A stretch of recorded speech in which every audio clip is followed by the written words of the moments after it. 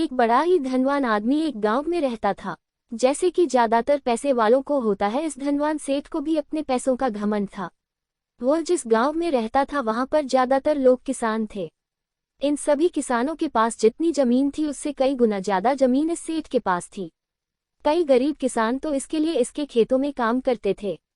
इसी गांव में मोहन नाम का एक बड़ा ही मेहनती और सच्चा किसान रहा करता था। मोहन का परिवार थोड़ा बड़ा था। उसके परिवार में उसके बूढ़े माँ बाप, पत्नी और 3 बच्चे थे जो अभी काफी छोटे थे। मोहन के पास ज्यादा जमीन नहीं थी, लेकिन जितनी भी थी उसमें वह बड़ी मेहनत करता और अपने परिवार का पेट पालने लायक अनाज उगा लेता था।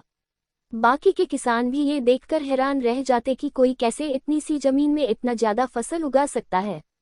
एक वर्ष उस गांव में काफी ज्यादा बारिश हुई, जिसके चलते कई किसानों की फसलें बर्बाद हो गई, जिनमें से एक मोहन भी था।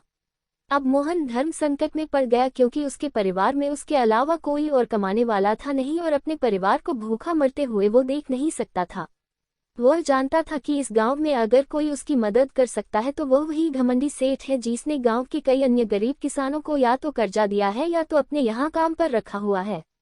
हाथ पर हाथ धरे बैठे रहने के बजाय उसने इस सेठ के पास जाने का फैसला किया और एक दिन उनके पास पहुंच गया। सेठ के पास पहुंचकर मोहन बोला, सेठ जी, आपकी बहुत मेहरबानी होगी अगर आप मुझे थोड़ा सा कर्जा दे दे, जिससे मैं अपने खेतों में फिर से कोई फसल उगा सकूं, या फिर आप मुझे अपने यहाँ नौकरी दे दे ताकि मेरे परिवार को 2 वक्त का खाना मिल सके।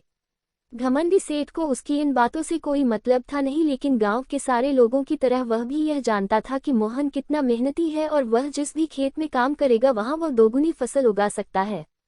सेठ ने सोचा, अगर मैं इसे पैसे उधार देता हूं तो शायद यह स्थिति में नहीं है कि मुझे वापस लौटा सके, लेकिन अगर मैं इसे अपने खेतों में काम करवाता हूं तो मुझे जरूर दुगना फायदा होगा।